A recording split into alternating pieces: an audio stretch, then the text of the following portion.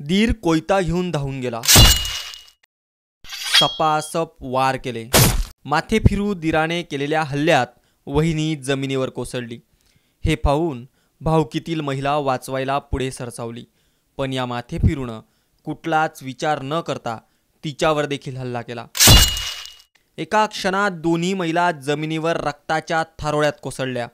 पण हा थरार नेमका कुठे घडला, यामागचं कारण काय, जाणून घेऊया।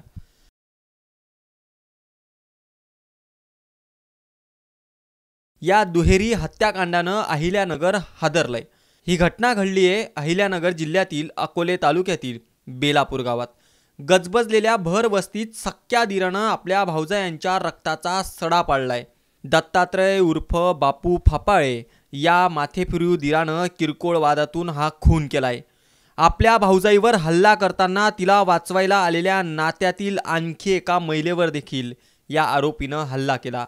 या भीषण हल्ल्यात उज्ज्वला अशोक फापाळे आणि वैशाली संदीप फापाळे या दोन्ही महिला मृत्युमुखी पडल्या। हा खून जमिनीच्या व पैशाच्या वादातून झाल्याचं पोलीस तपासातून बोललं जात आहे। उज्ज्वला ही कामानिमित्त चाकणला आली होती।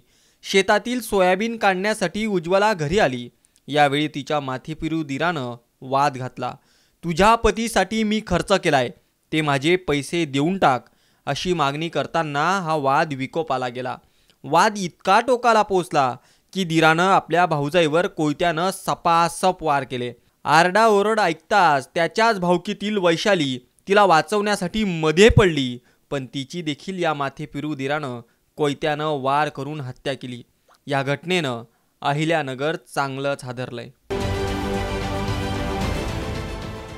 देश विदेशातील प्रत्येक घडामोडींचे लाईव्ह अपडेट मिळवण्यासाठी आता साम टीव्हीच्या सर्व सोशल मीडिया प्लॅटफॉर्मला लाईक, फॉलो आणि सबस्क्राईब करा। तसंच सर्व नोटिफिकेशनसाठी बेल आयकॉन प्रेस करायला विसरू नका।